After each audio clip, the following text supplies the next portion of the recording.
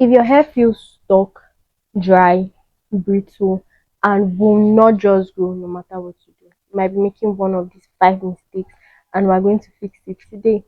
So, if you don't know me, hi guys, my name is Emelda, and in this YouTube video, I'm going to be sharing all my tips that help me to retain length that have been natural for 6 years. So, anyway, we're going to dive right into five mistakes that you might be making and are the possible reasons why you're not seeing growth or length retention in your natural hair routine. Number one, neglecting moisture. I know you have probably heard a lot of people telling you about moisturizing your hair, but most people fail to realize how important it is when it comes to moisturizing your hair.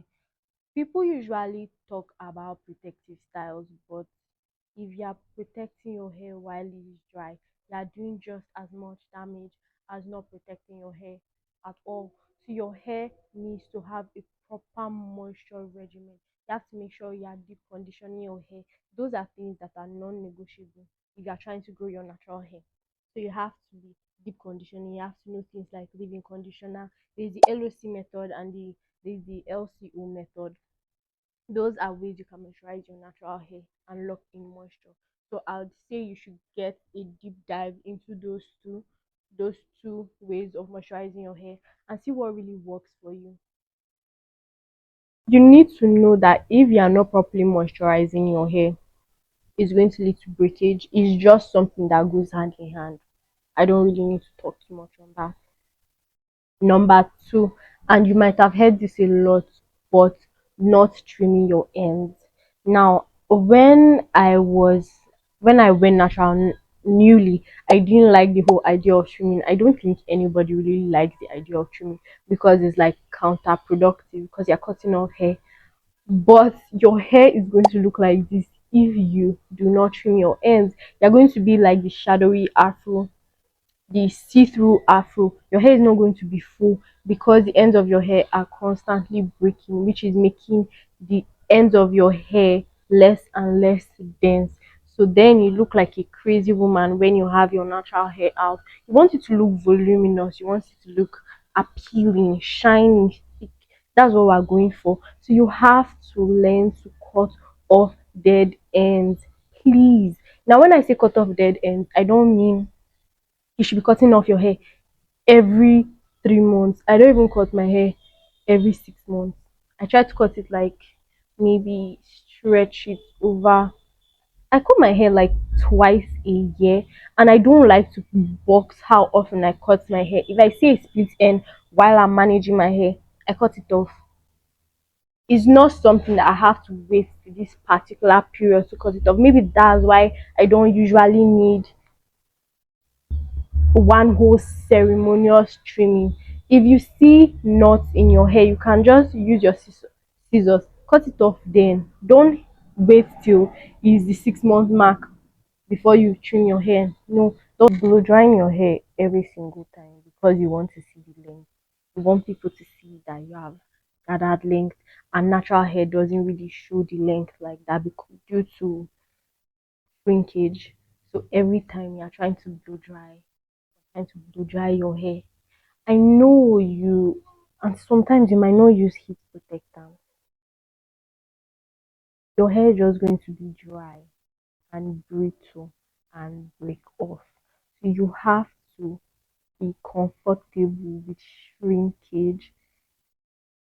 Not nice to hear, but yeah, if you want your hair to be healthy, you are going to have to embrace it because always stretching your hair is going to lead to heat damage. And even for the times that you straighten your hair, I would highly suggest that you use a very good, not just any type of heat protectant, a very good heat protectant that is making sure that your hair is secure and protected while you are exposing it to those high levels of heat. So, yeah, don't always jump in to try to show people your length. I do it too. But we have to chill with blow drying. Number three will be ignoring your scalp. Just because you're trying to retain length, you care more about your hair than your scalp. you're neglecting, you're biting the hand that fed you. Basically, your hair is growing from your scalp. So why would you neglect your scalp? I didn't really think scalp care was that important when I started my natural hair journey. Just thinking about how long my hair would have been bust down if I used to take care of my scalp, then my bad. Anyway, scalp care is very important. If you check, if you're into, don't just watch Indian movies, check how they take care of their hair too. If you check the way Indians take care of their hair, they just don't take care of the length of their hair. They do all these seasoned scalp massages. They do a lot of things for the health of their scalp. So if your scalp is in perfect condition, your hair is going to be growing at the maximum of, how do I even say this in English? Your hair is going to be growing as much as it needs to grow because it's in a healthy, thriving environment. So you want to make sure your scalp is properly taken care of. Your scalp is not dry, flaky, dirty, having so much build up on it. You have to make sure if when you wash during your wash day routine, you want to really concentrate on your scalp, get all that gunk and everything off, and then you oil your scalp, not just with any rubbish oil. You make sure they are nourishing, penetrating, rejuvenating oils that can really seep into your hair follicles and make the environment that your hair is growing in very habitable with your scalp care. Number, I don't know what number this is, number 4, detangling roughly. So now you are finished protecting your hair for like 1 month. Now it's time for you to take out your protective style, and you're not doing it properly. You're not trying to keep all that length that you stopped yourself from touching your hair for all that period of time. You're not trying to protect that length. Make it make sense. You're not properly detangling your hair, bro. You should not go in with a comb if your hair is dry. We already all know that. But try to finger the tangle before you go in with a white tooth comb if you cannot stay away from comb. It's just a no-brainer. And do not detangle your hair while you dry. If you are protecting your hair for 2 months and then you're taking out your protective style and you are not properly taking them out, then you are going to see breakage. Then you're not going to see growth. Not that hard to put together, guys. It's not that hard. Do better. Do better. Number 5 is improper night time routine. I wrote everything down. Number 5 is improper nighttime routine.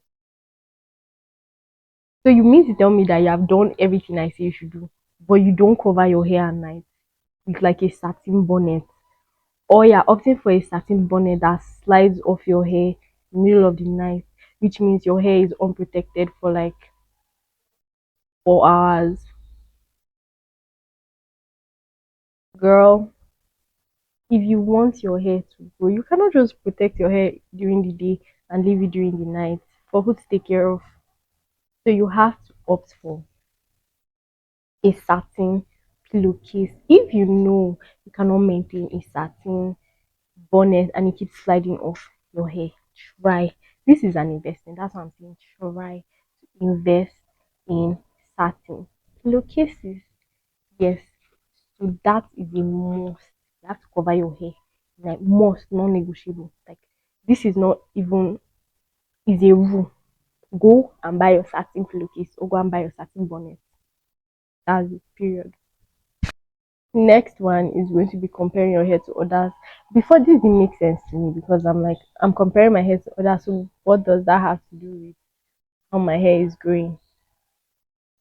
Now, when I see my favorite hair influencer's hair, she cut it and then she started again and it's down her back.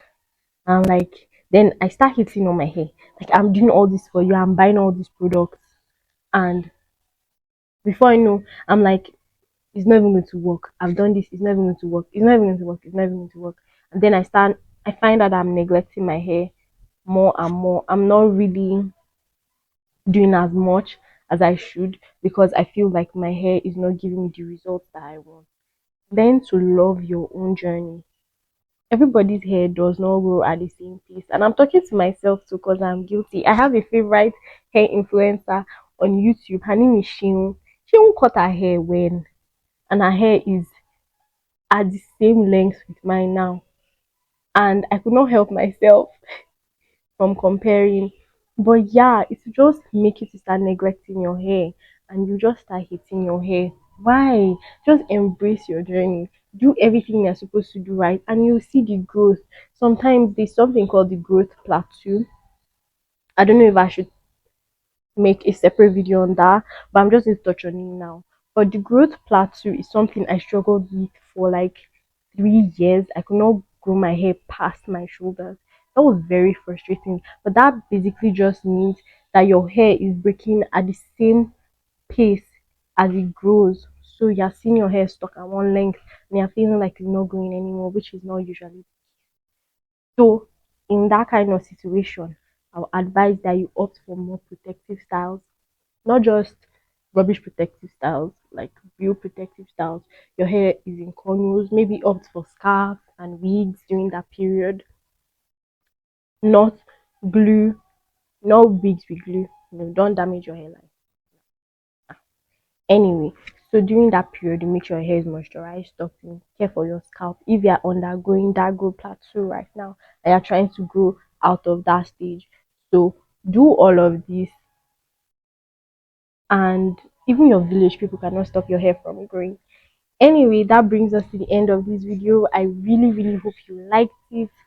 If you did, don't forget to give it a thumbs up and subscribe. And I'll see you in my next video. Thank you for watching. Bye.